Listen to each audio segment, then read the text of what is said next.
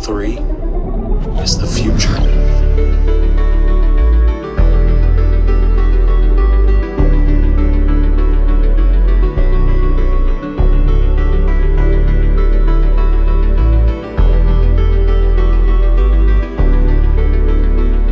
Welcome, crew, to What Are Your Three, a Channel 3 podcast that took a week off last week. Okay, get off our backs. We're allowed to take a week off. It's summer.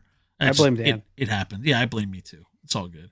Anyway, well, here we are. We're here to talk to a member of the Channel 3 community about 3 games of their choosing. Go through some honorable mentions, some other odds and ends, have a nice little video game discussion. I still got through it, even with my own disruption and not writing it out, no matter how many times Ray tells me I need to write it down. But I'm Dan, and with me, as always, the aforementioned Ray. Let me tell you, hey, everybody. I think it's a welcome back from me because have we? Oh no, we recorded one. Yeah, we had one in between. Yeah, that's right. Since Brian took over there, but we are here. We're back. I thought Dan was going to introduce the guest himself there for a second. I was getting nervous. I knew what I was doing. What's going? I was worried. I was a little worried. But we're here with somebody who is much more professional about this than we are. It is Malfurious himself. How are you doing tonight? I'm doing good, gentlemen. How are y'all? I'm doing good. I just got home from a baseball game. It was pretty exciting stuff. Minor league baseball. Love it. Best stadiums. They're better than Major League Baseball games. Baseball's on my topics, Ray. Back off. Stop it. Because you play the show doesn't mean that baseball is your topic. It's on my. Don't you cross on my list, Ray? Just because the Phillies, went to a World Series recently, and the Yankees can't, close a freaking game no matter how many runs they're up, doesn't mean you own baseball, Dan. No, this is where you plug the baseball league with Malfurious. That's what we do. And his 75 runs, he'll score against anybody on a given night. Listen, I'd love to plug Super Mega Baseball, but it was Malfurious's brother that wrecked me, and I couldn't close. Just like the Yankees, I too could not close a game in the last inning, and then completely melted down in Game 3. So the games were closer than the scores would suggest, but there were a lot of runs. Super Mega Baseball, play it, people, play it. Join. The season started, but get ready for the next season after. This thing's gonna be big. Now let's talk about some games here. Malfurious, he put games on a list. We're going to talk about them. First one, Legend of Legaia.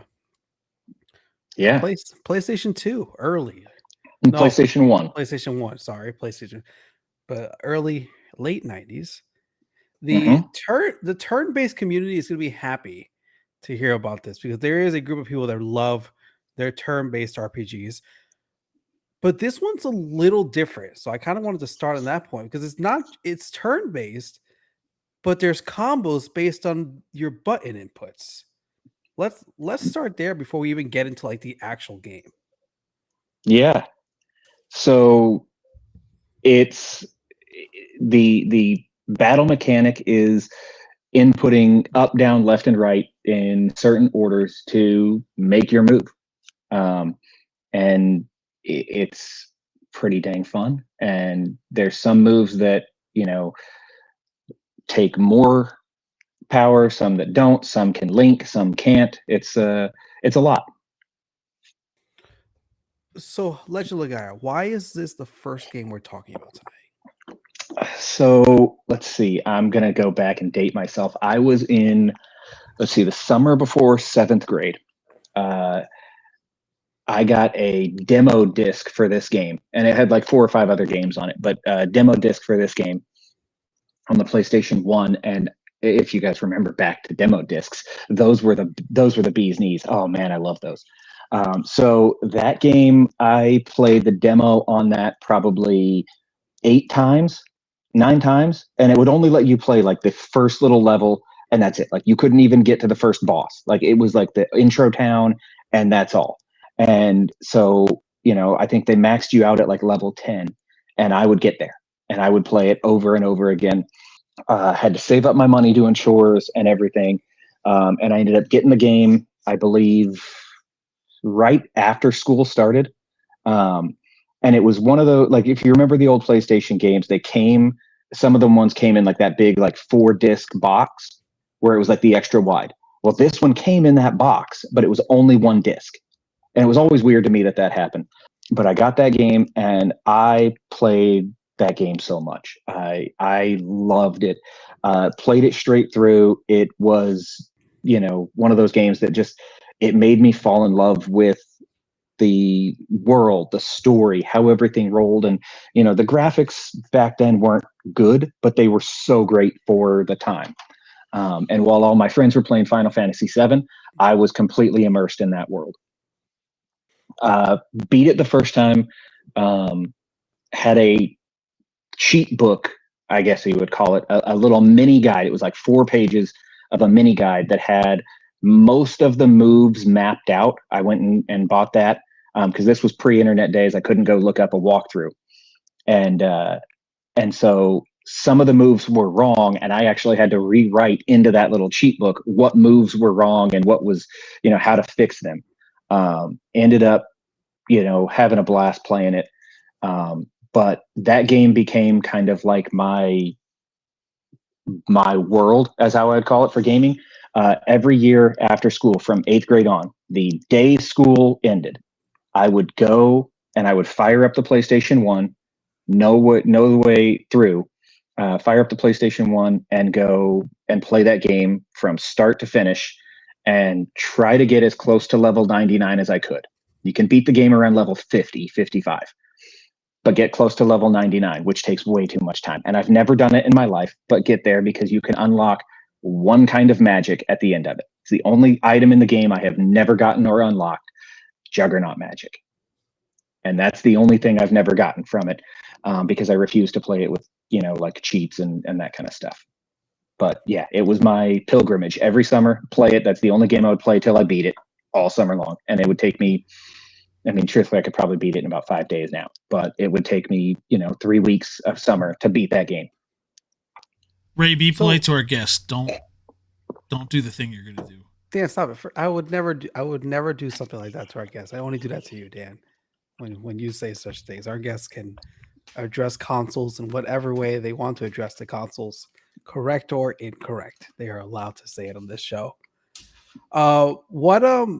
So when I'm reading the description of the game, it seems like a smaller RPG than others, just from the fact that your party size seems pretty small. It's kind of you're with Vaughn, and you kind of you end up finding 2 more characters, really.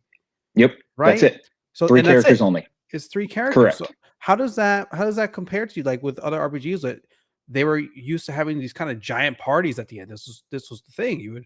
You'd find all these people and have this gigantic group, and now you've got 3 people only to do these missions. So I personally prefer it that way because the storyline was written really, really well, where each of those 3 characters inside your party has a very good arc to all of them, rather than, hey, you're this 7-person party that only 3 can play at a time. So you end up having 2 or 3, or 4 maybe that you play with most. You don't have to have split levels where 3 of them go over here and then the 3 you never play go over here and all of that. They get to have full-fledged arcs and storylines to them. They get to have all of that. One of my favorite details, and again, I didn't learn this till probably 5 years after I first got the game, but because I looked into it after getting the god-awful sequel that came with Legend of Legaia, but I still love that game too, so sorry. The game itself was written as a story for a game, but written by a writer in Japan, and he essentially partnered with Sony to create the game. So he wrote the storyline for the entire game. Then they made the game to match the storyline. He wrote a sequel to it, but apparently pissed Sony off so bad that they fired him halfway through production of the sequel. So then Sony said, well, the first game was kind of successful. We'll still release a sequel. So they redid the sequel because he owned the intellectual property of the actual storyline. So they couldn't use it. And then it became this horrible, mishmash of a game that didn't really flow well and didn't feel anything like the first because there was no story to it or any of that. And so the second one was truthfully pretty poor. But it was one of those games that had far better of a story than any other RPG I've played probably since or probably until about the Xenoblade series. It's funny because I looked to see, hey, is there a sequel to this? I saw there was, and you say how it's kind of convoluted. They had to kind of throw it together. I mean, even the Wikipedia page, the page says this is a sequel to Legend of Legaia, and that's the end of the page. Mhm. It doesn't even give a description of what the game is on the second one, because I guess nobody wants to even mention that game exists. Essentially, I had to go to So like it's the deeper wiki to figure out what that game is yeah. about. The closest thing I can say is they took the battle style of it and made the game, but there's no connecting storyline, there's no connecting characters, there's no connecting world. It's just we made another game with a similar battle style. We call that And Final Fantasy. Yeah, that's it. They tried to no, get the but Final like Fantasy Final route, but Fantasy, really half give it half. Final a merit. Fantasy has a good story to most of their games, or at least a compelling story. There's no compelling story to the second game. There's no anything to it. It is, hey, we got to make a game that's got an X number of dungeons or X number of worlds, and we're just going to go do it. The first game had overworld exploring and finding little like hidden items here and there and all these little details. The second game doesn't have that. It turned into, hey, we've got this little pre-built map that you can run around in and find little treasure boxes, and everything's marked. And then you can go and open dressers in rooms. Okay, great. You can do that in all Final Fantasy and Dragon Quest games and that kind of stuff.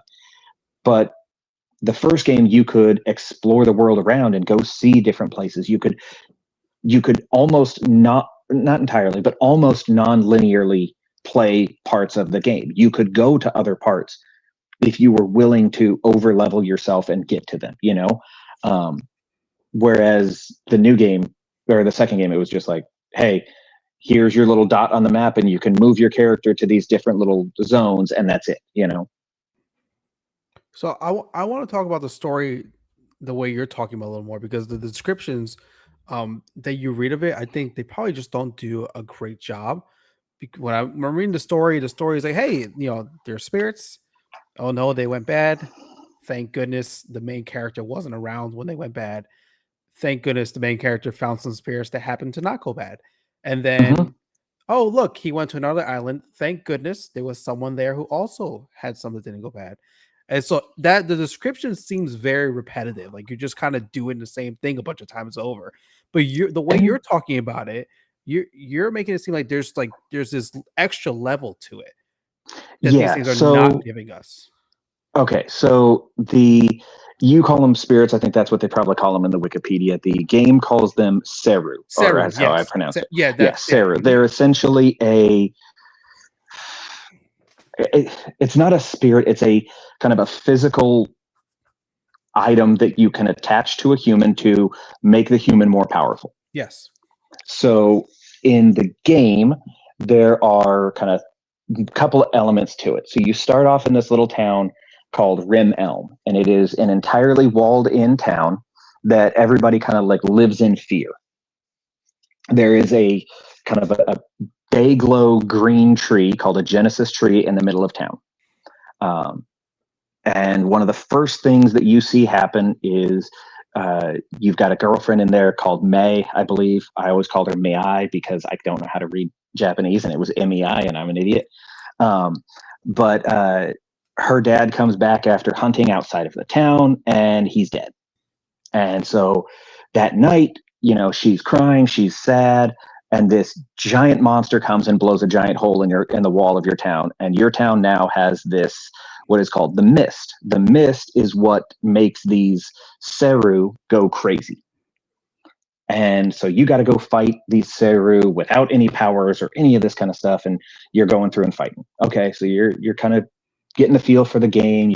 You're going a little bit here and there. As you play, there's two types of kind of bads or Seru that you fight. There are the ones without an icon that are just kind of regular base monsters, and then there are some with an icon that have generally an element like fire, water, wind, that kind of stuff. And those are monsters that you can actually absorb their magic powers from to then use them later on in the game. So You're fighting around the town. There's one in there called a Gimmerd that's got the fire icon on it, and so you know something special about that monster. You fight around in there, that kind of stuff. You go down to the Genesis tree. You start praying at the Genesis tree, and you touch it as your character, and you get what is called a Ra Saru. So these are a kind of a heightened level of Seru, as I would call them. They are, to a point, resistant to this mist that you're going through. And they will give you powers, but not turn you into this mindless drone that just wants to kill things. And so you get your power. His name is Meta, is the first one you get. That is for Vaughn. I always named him Rusty because he gets an item later on in like the first kind of big dungeon called the Vaughn Fist, or in my case, the Rusty Fist, which was just a lot more fun to name it that way. And so you get him. Then, as you're playing through, you can absorb some of these magics. He's a fire type Rosaru, so he uses fire magic better than others.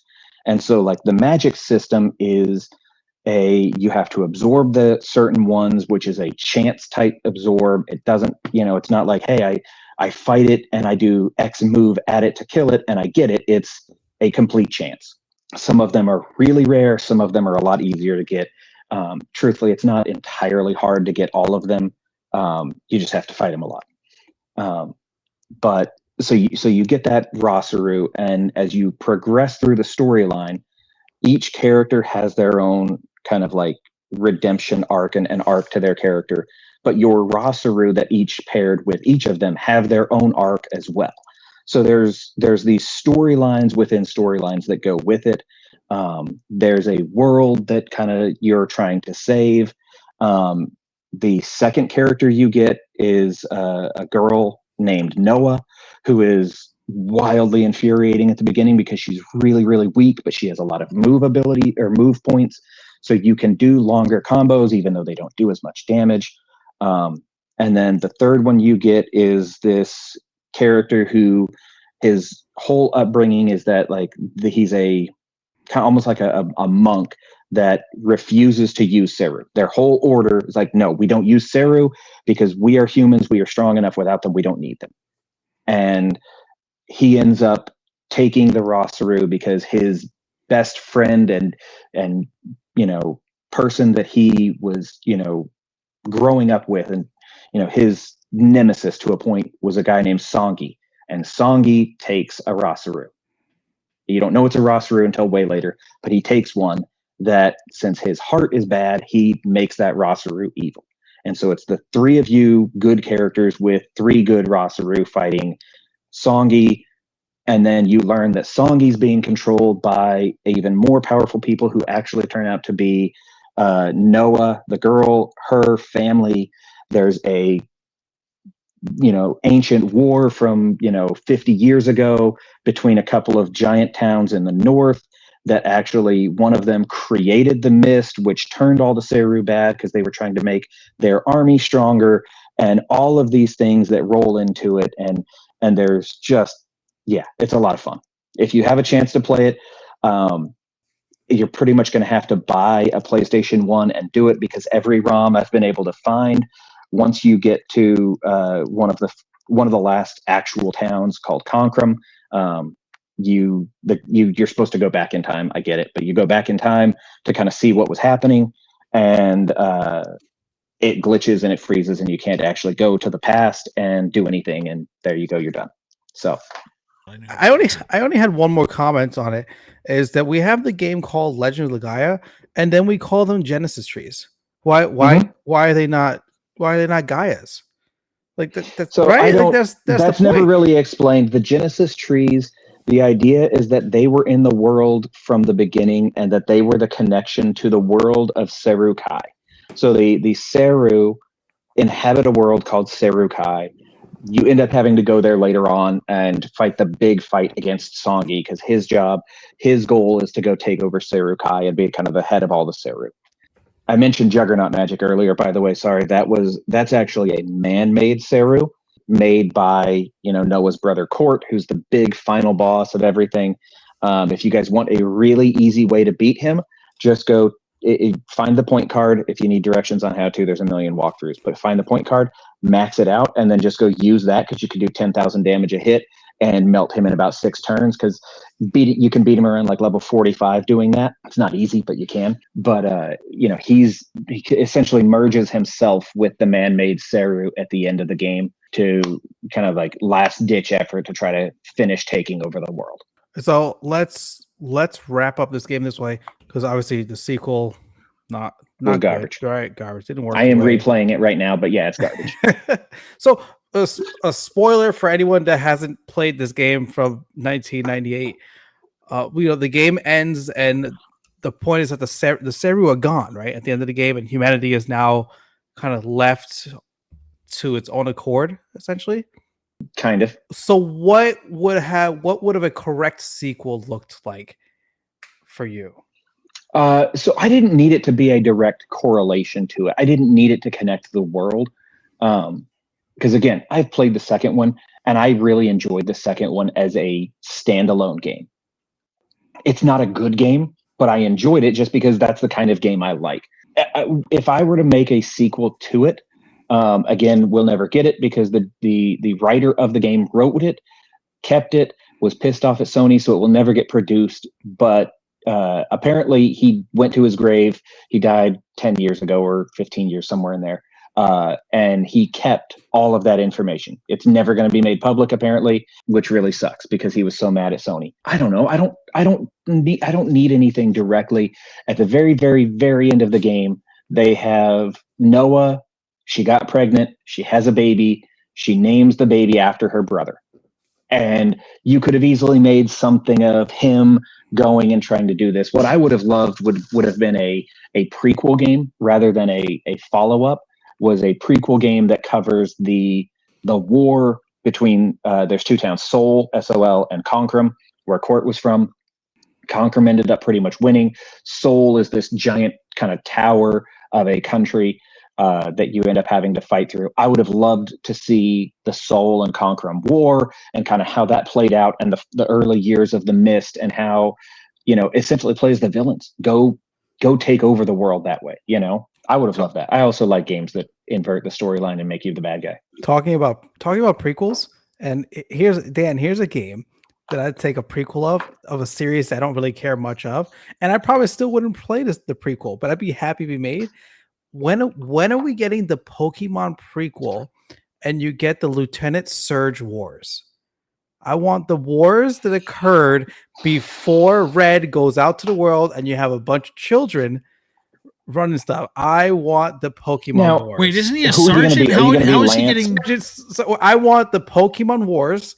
I want it to be this. You can make a T. You can make a war game, like a T-rated war game.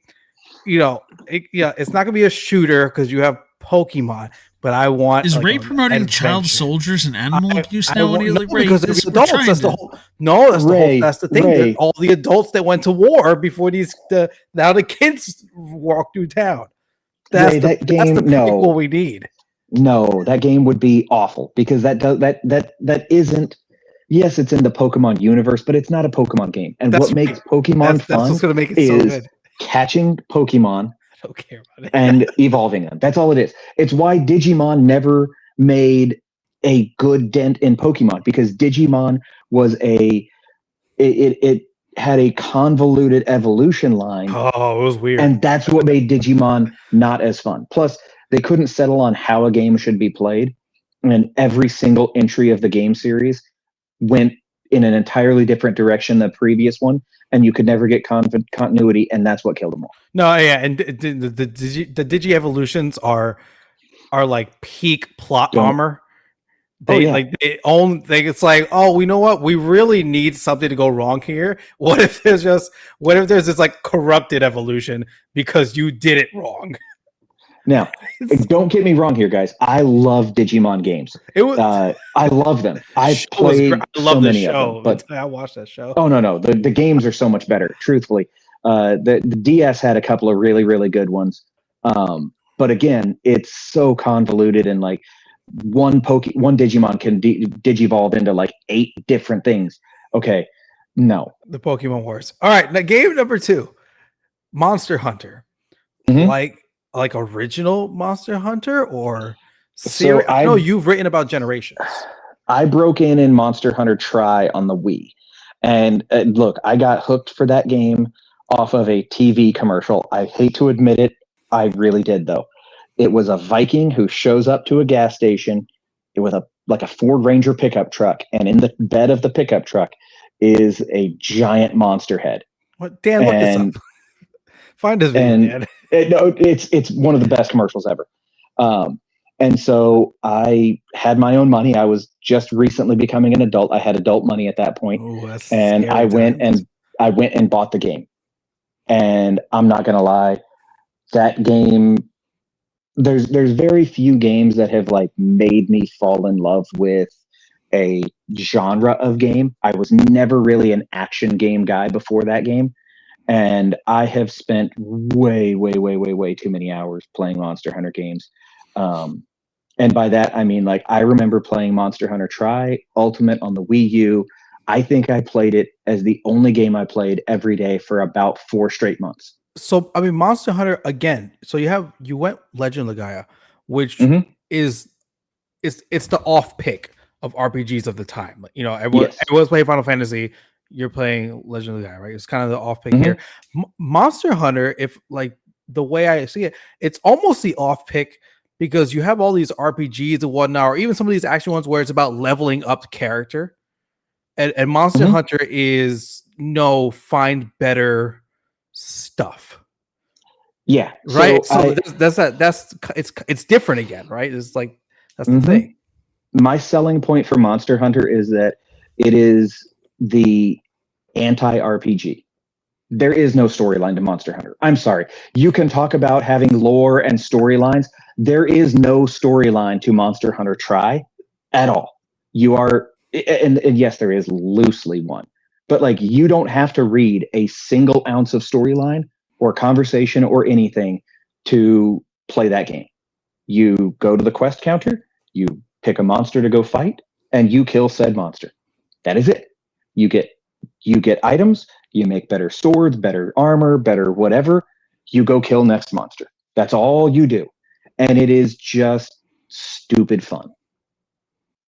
Dan, I know it's too late right now. Ender Phoenix is probably asleep, but you check on him in the morning and you let me know how he feels about that because I know he loves. Ender and I play Monster Hunter a good bit. Yeah, no, Ender and I play Monster a good bit, or Monster Hunter a good bit. He's a hunting horn main, and I love playing with him because if anybody is good at hunting horn, I will gladly go fight with them. I generally stick to the dual blades and the hammer because I'm just I don't care about defense. I'm going to hit you and dodge and hit you and dodge and hit you and dodge. And that's all I do. So you wrote about in one of your reviews that you just played one single character for like this giant stretch of time. I don't remember if I have it pulled up. When you're playing one character, does the character choice matter, or is it more that you're just using the same weapons all the time? So it doesn't. No, the character doesn't really matter. It's all about the weapons. So in Monster Hunter, there's about 8 or 10 different weapons, something like that. Maybe more now. Maybe it's 14, I think. But you essentially are a single character who goes through a very loose storyline of like, hey, you got to save the village, you got to save the town, whatever, by killing a bunch of these monsters. And, there's a big bad monster that's essentially the threat to the town kind of thing. You don't level up.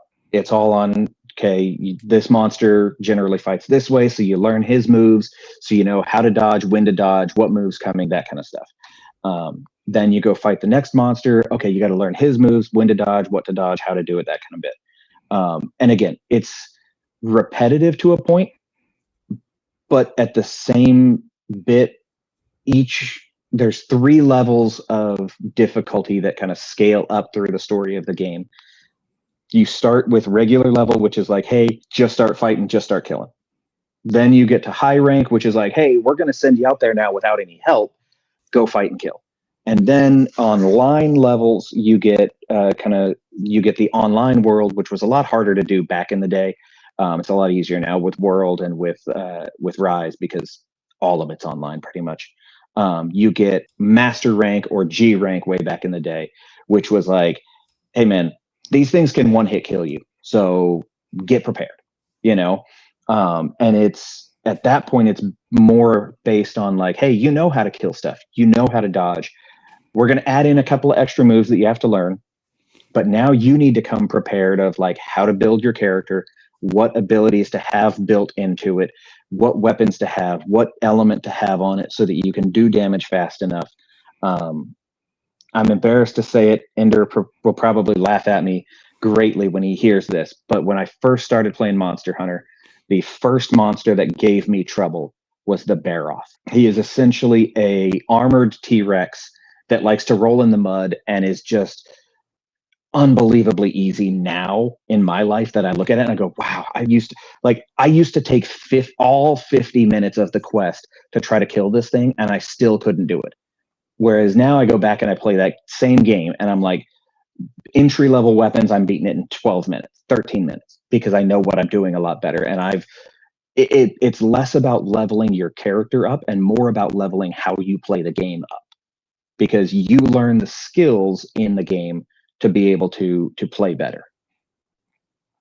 All right, we talked about Muddy Dinosaur. What's your favorite monster, or at least maybe whether it's like one you couldn't beat or one that you loved beating and how it happened? Favorite monster of all, and it's going to sound similar. I apologize. It's the Barioth. It is the saber-toothed ice dragon. It is the coolest looking monster. It is wildly frustrating. People who play World will know the pain of how unbelievably difficult the Frostfang Barioth is and his moveset and how he's just on crack. But Barioth has been my favorite monster since the very beginning. He was I don't know. He was the coolest thing for me. They've made him better. They've made him easier. They've made him harder. They've made him worse in a lot of different games. Every game kind of takes a slight different variation on some monsters. He's one of a family of 3 types of kind of monster builds. There's the Nargacuga, which is the ninja dragon. There's the Tigrex or Tigrex or however you pronounce it. I don't know. I call it Tigrex. That is the most frustrating, and I hate that monster so much. I never try to fight him. And then there's the Barioth, the 3 of them. They are a kind of a side jumping, dragon. They do fly a little bit, but they're just fantastic. All right, well, let's go back in time. We're going back the furthest I think we are through the course of these conversations to Sid Meier's Civilization, but now I'm concerned you're trying to smuggle in an entire series. Oh, he was playing it the other day while watching the Mega Baseball game. So Mal was playing Civ last week. Smuggle a whole series in. I apologize on that one. I'm going to smuggle 2 games in one though. Civ 2 and Civ 6. Those are the 2 I've played the most of all of them. I love them beyond belief. Those are my favorite games. How did you end up? I'm guessing Civilization 2 was first, not that you played 6 and then wandered back to 2, but how did you wander into 2? Playing Civ way back in the day on the first Civ ever.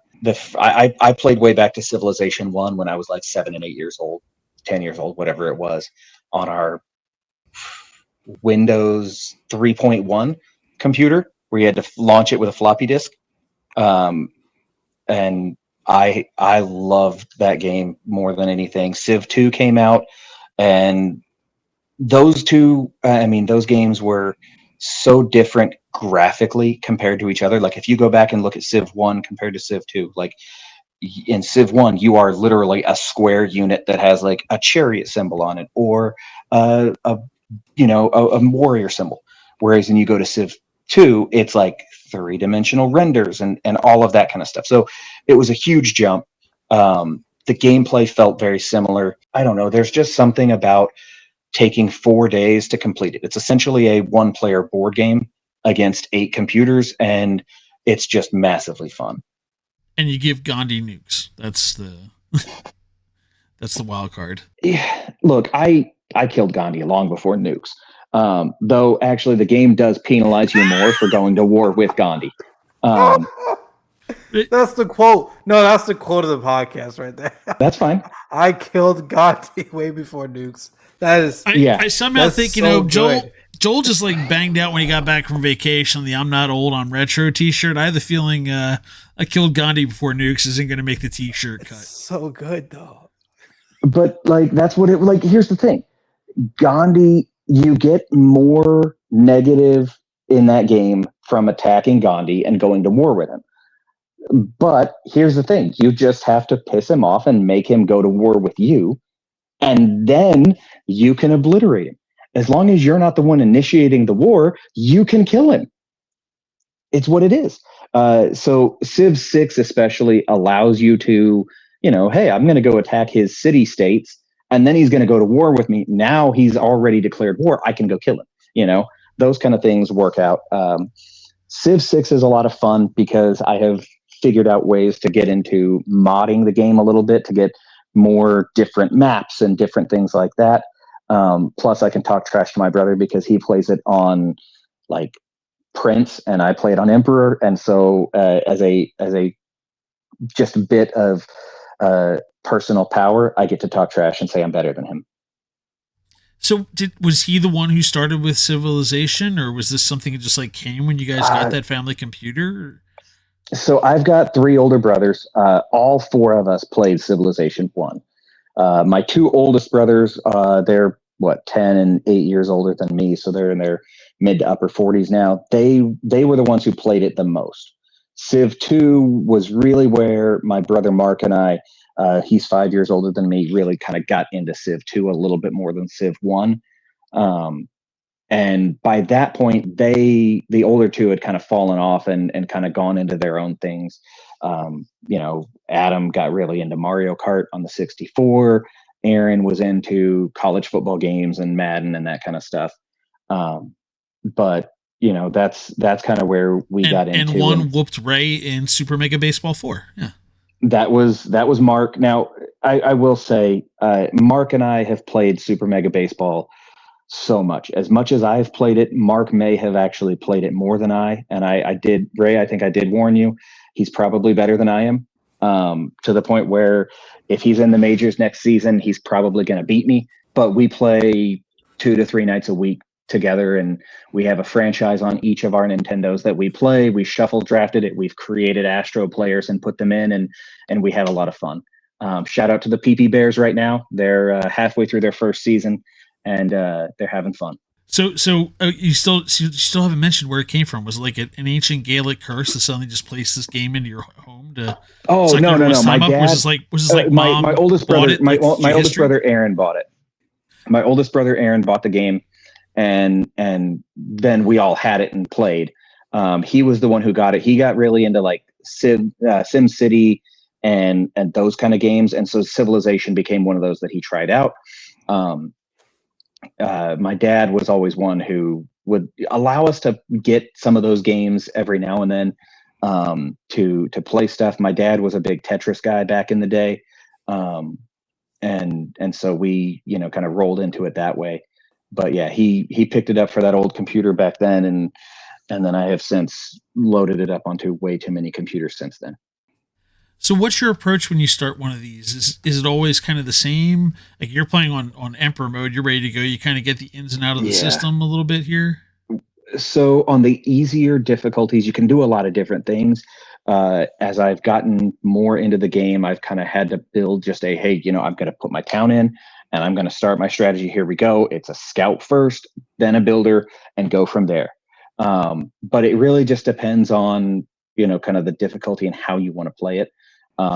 I've gotten to the point where I try to avoid doing domination or kind of takeover victories now, just because if you get enough science, if you get enough science, you're way too advanced, and it's like, dude, it's 1700, and I can, I'm launching the Mars mission and satellites, and you're still over here with, knights and, crossbowmen.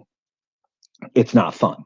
And so it's much more fun to try to go in and take over the world with a religion, or try to go in and culturally dominate everyone in the world. So you got to rush to build all of the wonders and build theater square districts and make all the great works of art and all of that stuff and have fun with it. I'm not, by no means am I good at that game. Emperor is not the hardest difficulty. I frequent the Civ the Civ 6 Reddit to see what other people are doing, and they're like, "Oh, I built one town on the hardest difficulty, and I beat the game in less than 200 turns." And I'm like, I can't even beat the game with one town on like Prince. Like, I don't understand Sounds how like you real guys even Reddit do fodder this. right there. Yeah, sure. Well, exactly right. And I'm like, I don't understand how y'all do this. I don't even know how that's fun. The one thing I wish for Civilization is that it could be something that is easier to play multiplayer online. It's not an easy game to play online with people. A, because it takes forever. Because, like in the game turns it'll take me 15, 20 minutes to finish a turn sometimes. Where online, you can't do that. Your game has to go faster, because if there's 8 people playing and each one takes 15 minutes, you're 2 hours into every turn and you didn't do anything. And so that's where, like, I wish there was a better way to do things online. Here's hopes for 7.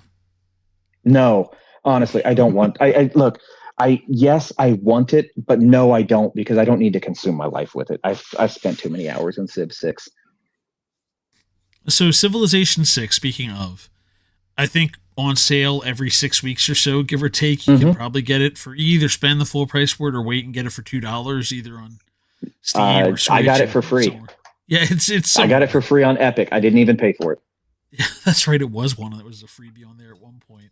It's one of those games I just have everywhere because it's just populated at one point or the other. So what's your tagline for somebody who wants to consider getting into it? What's your pitch to get someone into Civilization? Don't. God, the game's all consuming. Like, if you get into the game, it can sit on your computer for 4 days and you won't finish it. And you won't finish a Civ, and you're just going through and doing stuff. Like, it's a wildly fun game. I recommend it to anybody who wants to play a turn-based strategy game. But if you don't want something that's going to take 4 days of your life and haunt your dreams of like, hey, I should have built this, or I didn't do that, or I shouldn't have attacked here, don't get it. I'm sorry. It takes too much. But for anybody else who said sounds like a good idea, just put it on every wish list you have. It'll be on sale in a week or two. Oh, it's on sale all the time. And the DLCs for it go on sale. I think I have spent a total of maybe $7 on that entire game to get the anthology pack with all the DLCs and Julius Caesar and all of that stuff. And I didn't even buy the game. So there you go. Yeah, I don't even know what the quantity is for the series. Like, obviously you're at Civilization 6, but there's side action, there's DLCs going back to Civ 2 onward. Yeah, they've made some really fun, different offshoots of it. One of the ones I really loved the idea of, it just didn't execute as well as it could have probably. They made a kind of an offshoot of it called Colonization. And it was essentially built around the idea of you are the American colonies, and you have to either stay loyal to England and do that, or you rebel and start the American Revolution and go through the war and fight and do all of the, and so you had to do that kind of stuff. It could have been executed better because, you were fighting against taxes and tariffs and how much money are you going to keep and how much are you going to take, and are you going to accept this tariff, or are you going to push back on it and not take it, all of that. It's not so there's some really different, elements to it. I have not played anywhere near as many of the offshoots as I probably would have liked at one point, but I'm also glad I haven't played as many of them. Well, let's jump into your honorable mentions. We're going to talk about a few games that did make the cut, and even some games in there didn't make the cut either. But we're going to start off with Tales of Symphonia, a 3.8 rated game on Channel 3, which kind of surprised me. Funny about this one, it's the fifth entry in the Tales series, but kind of took a while until they got to the US anyway. And this one got remastered last year in, I think, February. I want to say it was an early last year, 2023 remaster. But yeah, some weird stuff, as many RPGs through the 90s got delayed, got renumbered, got reordered, got re-edited. I think the original Tales of Fantasia was 2006 on the Game Boy Advance. It finally hit the US. So after the first game came out in the US, after the fifth game, 3 years after the fifth game, something to that effect. But So Tales of Symphonia actually came out in like '04, I it was think. like 03 or 04 In the US, on the GameCube. It was a GameCube only game, I believe, and then it got ported to the PS3. On a random note for that, Like the 10 years GameCube later. is the easily superior version because it is the only one that natively runs at 60 frames per second. The Switch version is a ported version of the PS3 version, which only runs at 30 frames per second, which is why the Switch version is garbage.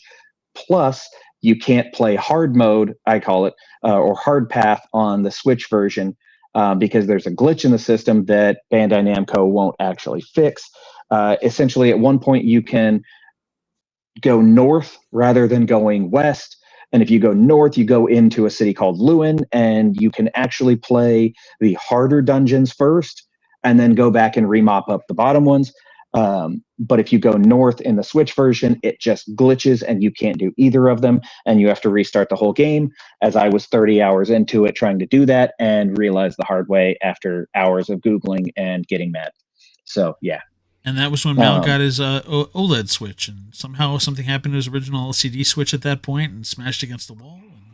And replaced it's something like that, yeah. So look, that game is, as much as I love Legend of Legaia, and I talk about how it is a turn-based RPG and everything, this game is the opposite. It is at times, a 4-player RPG. You can actually play it with your buddies. That's actually how I started. I had a handful of buddies and I that would play Super Smash Melee. We would play Mario Kart Double Dash, and we would play Tales of Symphonia on the GameCube. And I was always Genus, the magic user, because I wasn't skilled enough to block well enough, but I could run away and I could shoot magic from afar. And there was 4 of us, and we would sit and play that. And in overworld or kind of like towns, only one person controls the first player. But in the battle, you can have up to 4 people actually control characters and play all cooperatively at one time. And it's really, really difficult, but really, really fun to do it because you can yell at people. And that's what video games are for, is couch co-op yelling. But that game has truthfully about 120 hours if you wanted to 100% it worth of content. And it's really long, and it took 2 discs to play it on the GameCube. But it's the opposite of what Legend of Legaia is, in the sense of it's that single player. I'm going to immerse myself in the storyline. In Tales of Symphonia, you've got 8, 9 different characters. You've got to build your team differently and move people in and out of it, and use different styles and build the relationships and all of those elements to it. But at the heart, it's I'm going to go block and dodge and slash type battle style, and it's a lot of fun. Was this one like a friend had it and you just got into it? So my buddy Adam had it. We would go over to his house all the time to play Smash and Mario Kart, and he's like, "Hey guys, let's do this." And so we started playing it one night, and we pretty much played it, at least a couple nights a week for, God, I don't know, probably about a year. And then I ended up buying it and played it myself and just beat it myself. And then I ended up loaning it out to multiple friends, and I got them to all play it and beat it. And yeah. Making use of the 4 of the GameCube Sport ports. That's the important part here. Mm-hmm. Does anything stick out story-wise with this? Oh, sorry. Go ahead. Sorry. If you can find a good couch co-ops are absolutely some of my favorite games. Yeah. So story-wise, this one has spawned. Hang on, let me read the list here. There have been 7 manga collections, 2 novel series, 7 drama CDs, and an anime series. So, needless to say, the narrative is has some work. Has some room, I should say, some leg room. Look, the storyline of the game is really compelling and really good. You are, there's a lot of similarities, I would say, storyline wise, to to Legend of Legaia and Tales of Symphonia. You are a human who gets a power augmenting item like a Rosaru in Legaia, or a X sphere in Tales of Symphonia that makes you a lot stronger. In Tales of Symphonia, it's this 1,000-year war and undoing this cycle of never-ending death and kind of all of that stuff that keeps cycling through it. That that's a pretty common trope now in a lot of JRPGs. The Xenoblade series being one of them. That really kind of recurs with it. But it's the great thing about that game is the art style was really compelling for the time, at least for me. It was almost like a 3D hand-drawn art style that felt different than anything else at the time. And that's what I loved about it, is it didn't feel like I was trying to make it a realistic character like you did with the Final Fantasy series and things like that. I didn't want it to be a real world, like I could walk out of my house and see it. I wanted to immerse myself in this other world that I just dreamt of what it could be, and I could be like those people, you know? Never mind. I had something else I was going to ask, but I can't top that. So I'm just going to move on and go to the game that wanted to shove your first 4 games into a locker. And we're going to talk about your next honorable mention in MVP Baseball 2005. We went from games like my son jokes around as he plays all the same stuff that I do and more, and would yell, he'll ask me some sciencey question and just yell nerd at me when I respond to him with the scientific answers to mess with me, and that's effectively what this game's doing when it looks at the first 4 here. As we're dwindling, we're at the end of. I mean, obviously, we're looking at a resurgence of EA Baseball in Channel 3, if nothing else. But MVP Baseball 2005 was probably the peak of the aughts baseball for EA Sports. MVP Baseball 2005. I have said this numerous times to my brother, and my brother agrees, but it is the greatest baseball simulation game ever created. And Major League Baseball's greedy nature of trying to give exclusivity to certain companies ruined baseball games. And truthfully, it's what's ruined sports games in general.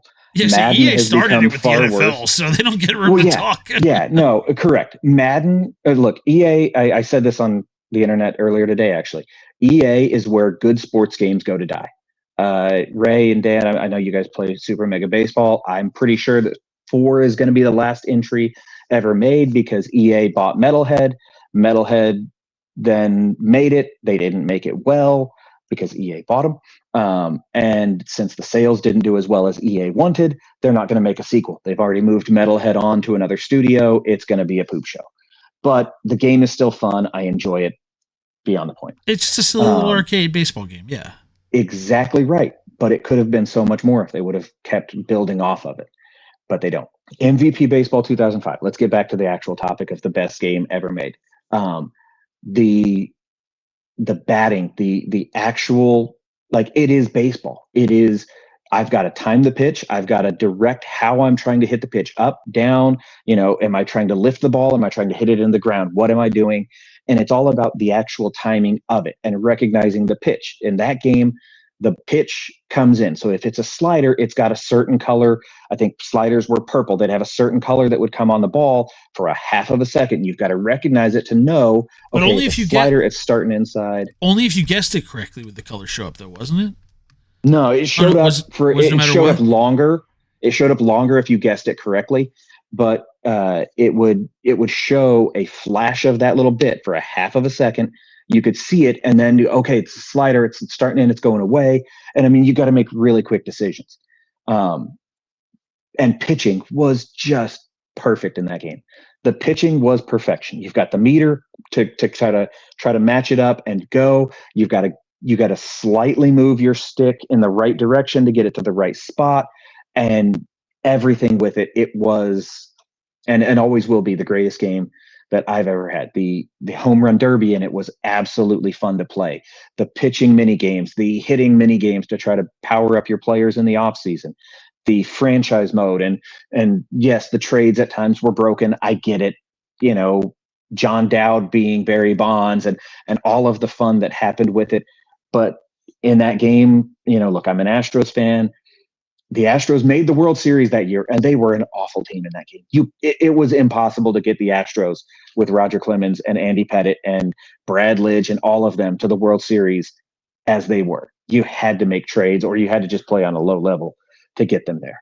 Because they just weren't any good. Willie Tavares, and Chris Burke and all of the prospects weren't good enough to get you there. Sorry, my trash can's 10 feet behind me, so I can't clap it at That's you. totally fair. I understand it, and I have named my fantasy baseball team for the last number of years the Trash Banging Bros. I try to repress that memory as having to play the Astros in the AL East. The Phillies lost to them after that. That's my problem. They lost the World Series to them after that. I've tried to repress those memories. Ray, if you want, I'll go back and make my team the Astros again. I have them on there. I'll make the team the Astros when we play. Let me tell you the mental damage that those like 2 years did to the Yankees is felt today. Like they cannot figure themselves out from those games. Getting slightly off topic to go just baseball here for a second. I, as an Astros fan, the Astros absolutely cheated worse than anybody else. I'm not denying that fact. But for the mainstream media to consistently say that the Astros were the only ones who cheated is hilarious to me. It's hilarious. Well, that's because the commission is always staring down at them. They got to have a bad guy, and the Astros have had to wear it for years. But it's really funny to see the people just still boo Altuve and truthfully to boo Astros who weren't on the team until 2022. Like to boo players who weren't even there just because they're wearing the Astros colors is hilarious.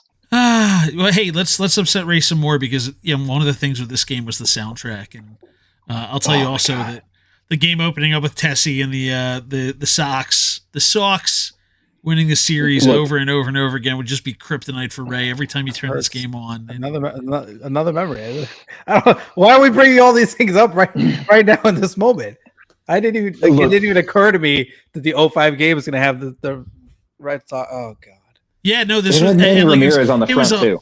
It was a whole thing. Yeah, like it was like it wasn't even like this was the first game I played for baseball where like they made a music video of it. They had the Dropkick Murphy. Like it was sponsored by the Red Sox effectively. Like there is no escaping this thing. And dude, the Red Sox were so good in that game too. Manny Ramirez was unbelievable. David Ortiz couldn't get out. Dustin Pedroia, like that team Mike was Vick amazing. energy in Madden, yeah.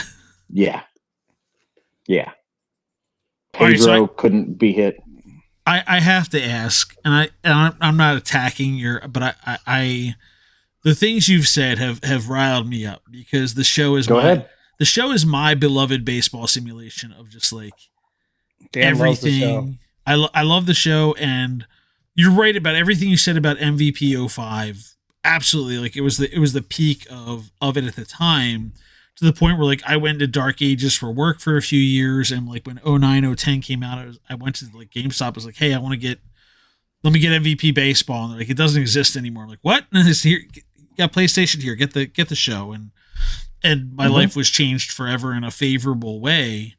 But I have to ask, have you played the show? Like, what are your thoughts comparing the show to this? Because there's so much. Everything you said the show did for me. They went a little too far with the pitching. Like I don't play with like the stick pitching. Like they got kind of ridiculous with some stuff too. Don't get me wrong, but I need to hear your show versus MVP Baseball 05. So the show, I personally, and look, I play Super Mega Baseball. It's arcade baseball. The hitting style is more similar in Super Mega Baseball than it is to the show than it is to MVP Baseball. MVP Baseball, you didn't have to pick where in the zone you were hitting. You just swung, and if it was timed right and you were pointing in the right directions, you could do stuff with it. I felt that was a little bit more enjoyable because you could make terrible contact on a pitch because you were trying to pull inside on a pitch that was outside and all of those things. It made baseball, you had to figure out where the pitch was going that way rather than move your little pointer at the right spot. My problem with the show is the same problem I have with Madden, is that it's not a bad simulation game. It's glitchy, and they have stopped trying to innovate because they have no real competition. Because they are the only ones really doing it. And yes, I know there's like what was it, RBI Baseball that Major League Baseball tried to produce or whatever. None of That game was hot garbage. I only bought it because it had Alex Bregman on the front, and it was so mad. I haven't even finished 4 games on it because it made me so mad. And so the issue I have with the show is that it just doesn't try to actually make its gameplay better. The fielding is glitchy. You just randomly drop balls in the outfield. All of those things that you go into the show going, hey, I got a guy who's a great fielder, and the ball just falls. Or he throws it 10 feet to the left when he's got a great accuracy arm, and all of those elements that shouldn't show up in a game do in the show, and they do in Madden, where you throw the ball and it goes to a receiver, but the receiver doesn't catch it. It goes through his helmet on the screen, and it goes through the defensive back. He catches it. He runs it. You can't tackle him then, and it's a pick six. And you're like, so you rip your controller in half and break it. That's my issue with the show and those kind of things. I get why people love it. It's got updated rosters. It's got everything that Super Mega Baseball doesn't.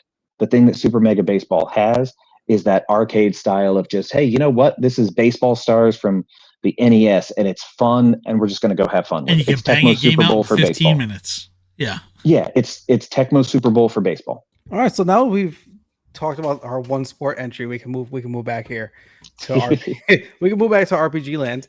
I really should have reordered this list form and closed with that. I don't know why I let that slide. Xenoblade Chronicles. Because you're going to close with the greatest JRPG to have come out in the last 20 years. All right, let's start with this one then. I didn't realize I was playing wrong for the first 2 months. That is a comment you put in your review. I'd love to know what is the wrong way to play this game and what made you realize you were doing that. Okay, so Xenoblade Chronicles has a very unique battle style. It is not a action battle style like Tales of Symphonia, but it's not a turn-based battle style either. You move around inside of a field and do the attacks and everything that way. I was playing it wrong because I wasn't actually paying attention in any of the tutorials to see how the elements, how the attacks, how the different things stack to make you attack better and faster and all of that. I listened to my buddy who I actually borrowed the game from originally, who's like, oh yeah, just move around and they can't hit you. And he was completely wrong, because that doesn't matter. If you move around, they're still going to hit you. And so I wasn't, I wasn't positioning my character right to get a better attack on the side or on the back for certain moves. I wasn't stacking this move into this move to get better attacks and those kind of things.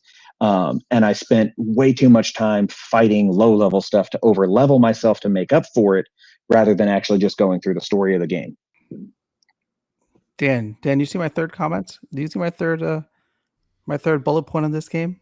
I do, but I want to just get your half-hour anime take on every cutscene. First of all, my third point here was midpoint between turn-based and action RPG. Could it not? Look at that, man! I'm so good at this. Have you now? Here's the question: have you guys played these games? I've never played any of them. Okay, I'm going to give you a 30,000-foot view. There's 4 games in the series that have come out from Xenoblade. There's Xenoblade 1, which then got remade for the 3DS and remade for the Switch. And then there is get a Xenoblade whiteboard, Chronicles. Ray. You're gonna need a whiteboard to keep up with this.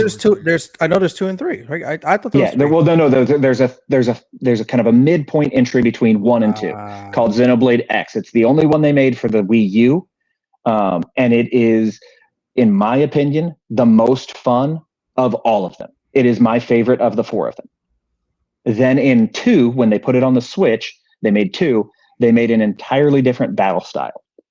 You still move around in the area. You still have to position yourself on the sides or the back or different things like that. But the way you do your attacks and the way your attacks are lined up and scheduled is very different.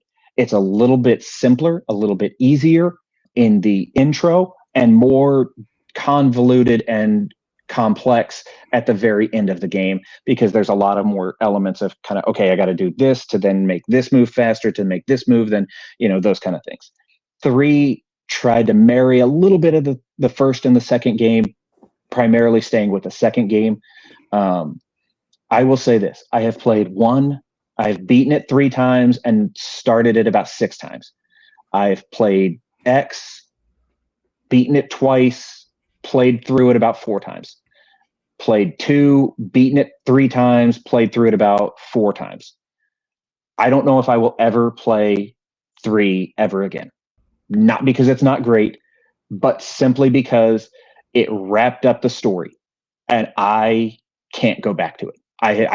I put an unbelievable amount of it. I maxed out my characters because there is a level cap limit. I maxed out my characters. I beat every monster I could. I beat everything I could with it. I cannot go back to that game. I have downloaded it. I have launched it.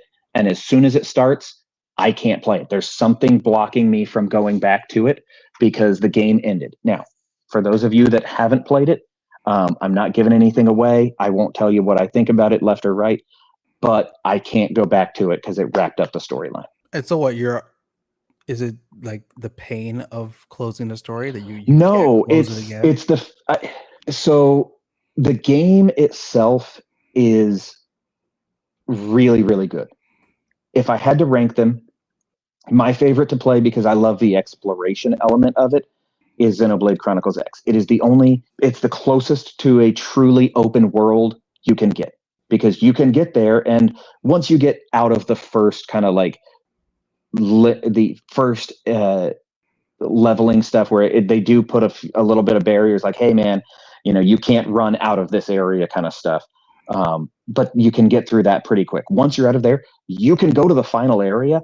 You're going to die, but you can go to the final area. You can go wherever you want. In one, okay, you've got, hardware limitations. You've got preset areas you can go to. In 2, you've got preset like maps you can explore inside. You can't climb every mountain. You can't fly over stuff.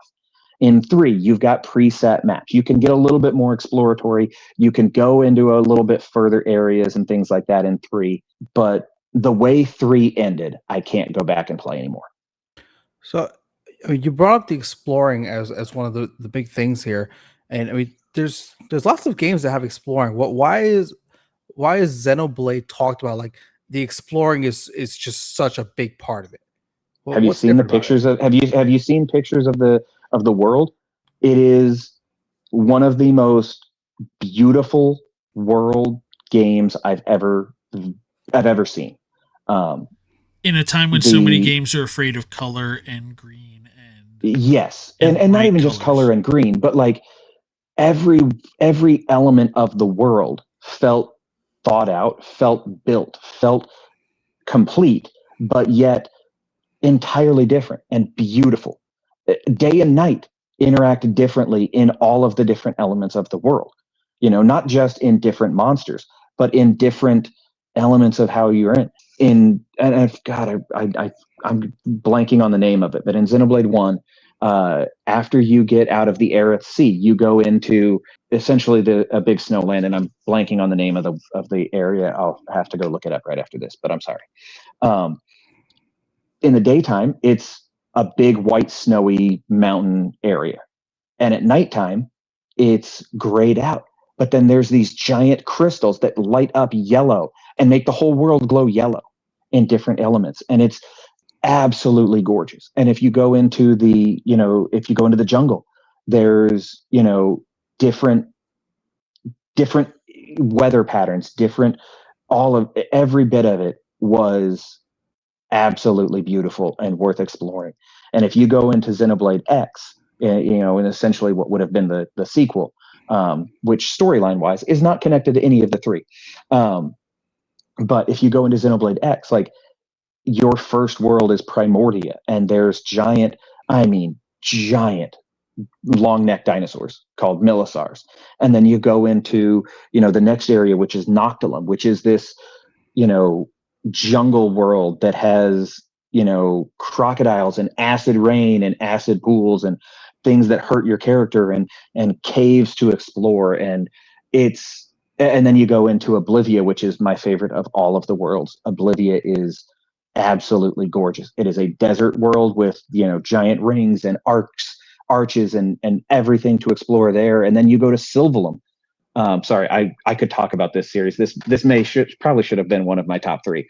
But Sylvalum is this like fogged out kind of like, misted world with giant lake in the middle and all of these different elements. And then, of course, you've got to have your fire world. So you've got Calderos at the end with, lava rivers and, that just aggressive feel of the planet. And every area has a totally different aura and feel, and the music to them make you fall in love with them. Like the music of Oblivia, I still listen to. I'll pull up and I'll still listen to the Xenoblade X music on Amazon, because the music for those worlds is just to die for. That's the place. That's the place to leave it right there. A beautiful game and a beautiful series. Go play those games because they look amazing, and play X. What's the order? Do you play them? That's the finish. What's the order? Okay, you can play X whenever you want. X isn't connected to any of them. Play it whenever you want. It's only on the Wii U, so you've got to have a Wii U to play it, or I think you can play it decently well on the Steam Decks. I've seen some people do it. I don't recommend it because, truthfully, your map functionality on the Wii U gamepad is what makes that game. It's why it's never going to get ported to another system, because you've got the map on your gamepad that allows you to fast travel to different locations while you're wherever you are. They made that game for that system entirely. But if you're going to play them in whatever order you want. Truthfully, they're all standalone games that you don't really get the connection to the other worlds until the ending of the games. They're all connected. They call it the Klaus trilogy, and they're all connected that way. But you don't notice it until the very endings of the games, when they all wrap all the storylines together at the ends of them. So play whichever one you want. If you ask me to rank them, 2 is the best, 1 is second, 3 is the worst, and 3 is still one of my top 10 games of all time. So it's not like they're bad games. On to a future game you're looking forward to. We're dipping back. We're gonna dive back in to the Monster Hunter world and go with Monster Hunter Wilds, the first next gen entry for, I guess, current gen now for Monster Hunter. Yeah, and look, Monster Hunter World was that next gen jump. I started playing on the Wii with Monster Hunter Tri. The Wii U gave you Tri Ultimate, which added in a whole nother level to it. I will say, having put a ton of hours into Rise and everything, I'm really frustrated with how Capcom has made those games recently, because they give you the game that is only 2/3 of the game, knowing they're going to sell you a DLC for $50, 40, whatever it is later on, that you're going to buy because you want to get Master Rank or G Rank or whatever they call it in that game series itself. But it's really frustrating. Like, I played Rise. I got Rise when it came out day one, and I was ecstatic. I didn't like that it was faster and all of those, but I knew the game was going to evolve because I started on the clunky, slow, hey, you've got area 1, 2, and 3, and there's a break and a loading screen in between them. You can't move while you take a potion. You can't move while you sharpen any of those things. And in Rise, you can ride on your dog and sharpen your weapon, and you can move while taking a potion. Those are all elements that came in with Monster Hunter World, and that next gen jump that they made with it. And it's fantastic. It's a great setup. The thing that I didn't like with it is that in the old games, the storyline was the village. The village was your storyline, and you could essentially wrap up the game by high rank and wrap up everything and feel like you completed something. In Rise and in World, you can wrap up that storyline of it, but yet you don't feel like the game is complete. The game doesn't feel like you've done, because they've made them so that it feels, like you're going to be waiting for that DLC. Wilds is going to do the same thing, but let's be honest, I don't care. I want to go fight that new Thunder Dragon so much. I'm never going to buy a PS5, but I may have to buy an Xbox just for that game. There is somebody who wants to get one. Wow. I don't want one. No. I don't want one. But I want to play Wilds. Is this game not on PC? Will it only be on console? So Monster Hunter games generally release on PC about a year afterwards.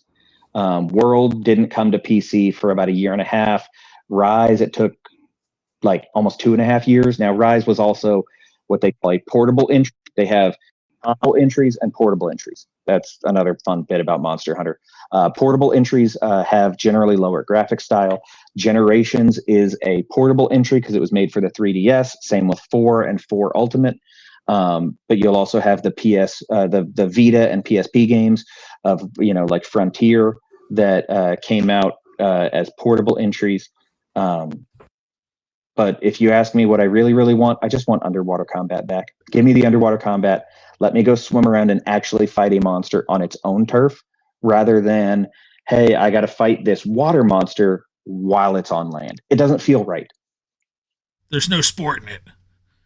Well, look, it's what, and look, underwater combat was clunky. It was awful in a lot of cases, but it was supposed to be. You're out of your element. You're not you're not a fish. You're not swimming and doing these things as easily as that monster is. Just like they're not doing those things as easily on land as you can. And that's what made it so fun. Monster Hunter Tri is still the only one that's got underwater combat. I still go back and play it. I have my Wii U. I can turn the phone around and show you guys. It's sitting here on my TV.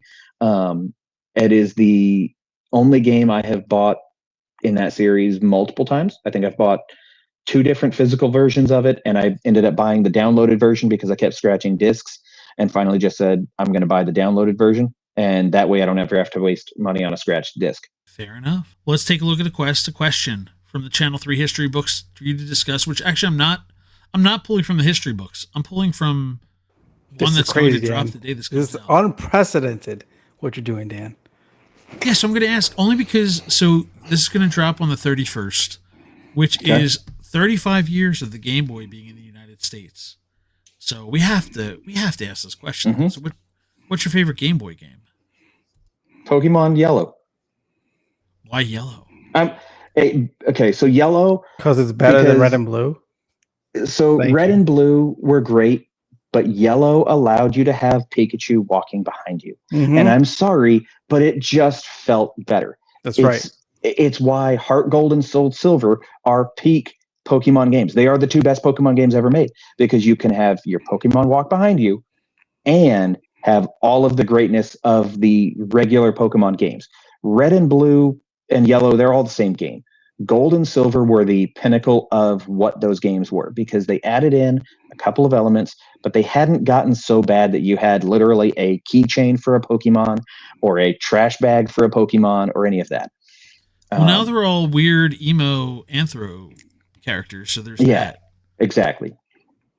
If you ask me what my favorite monster catching games were, I'm going to go ahead and tell you Dragon Quest Monsters, the first one, may actually beat it. That game was amazing. Or Dragon Warrior Monsters, because I don't think it was Dragon Quest back then. That game was amazing because you had to breed and hatch your monsters and all that kind of stuff. But it was really slow and really long-winded, and it wasn't as straightforward as Pokemon. Pokemon's much easier to understand and easier to play and easier to do. So it's easily Pokemon Yellow. I didn't even have to think about that one. And the last question we ask, what has been your favorite feature on Channel 3? That's hard to tell. That's a hard question. You guys are killing me here. I gotta say it's probably gonna be the clubs is my favorite feature. Not because I use Channel 3 very differently than a lot of people. I don't care about an XP crown. I don't. I do care. I do care a little bit about the crowns for the weekly quests. Those I will fight for. But like the season XP crowns, I'm not going to post a million times. I'm not going to go one up everybody's post and do that kind of stuff. But the clubs and being able to actually talk about a game with other people who are passionate about that game and those things, truthfully, meeting Ender for Monster Hunter and going and playing with him and his buddies. And before that, before Channel 3, I played with Lion and Mike C, the insurance guy. That's who I played through base Rise with. And so like, meeting other people that I can play with these games with, because I've never been an online game guy. If you notice my list, they're almost all offline games. I don't play a lot of online video games outside of, a few, because it's just who I am. I'm a loner, but the clubs and being able to talk about games that way has been fantastic. Perfect. And with that, we've made it to the end of another What Are You Three podcast. Thank you, Malfurious, for being with us. You can find the podcast at c3.gg/podcast, dropping every Wednesday morning at 3:33 a.m. Eastern on all the major platforms, including Spotify, YouTube Music, and Apple Podcasts. I'm Ray. Dan puts this all together. Our theme song is by Caster Garden. And for our executive producer, Joel Willis, have a good day, everybody.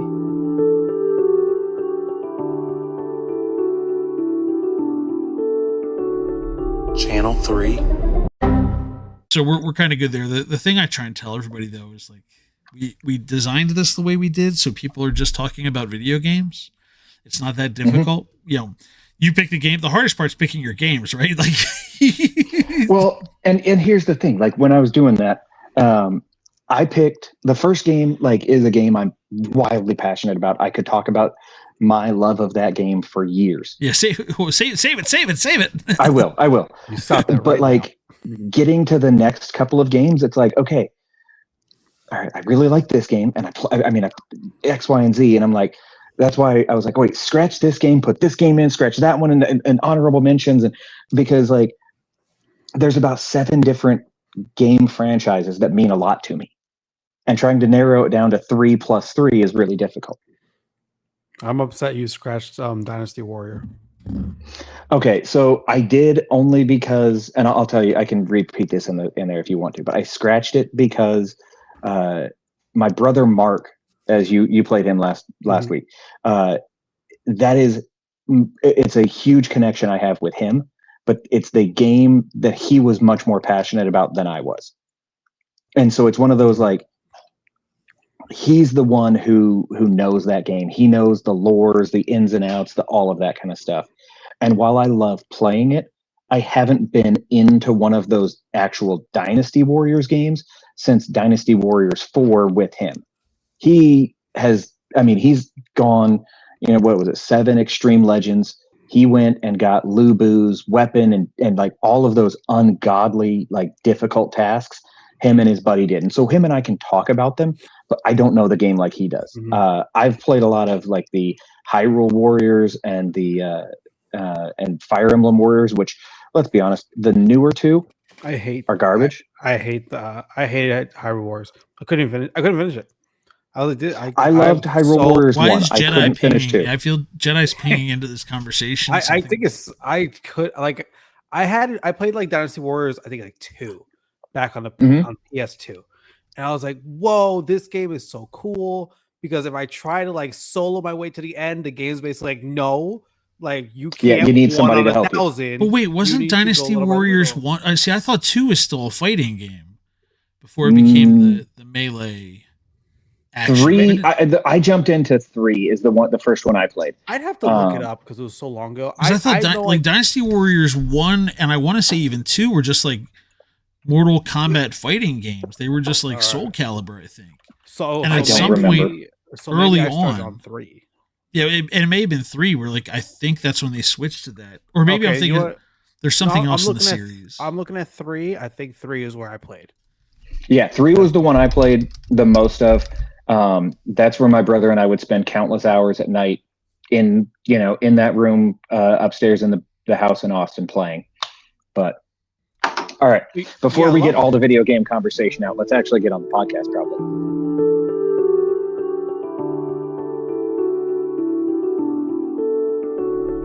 Channel 3 is the future.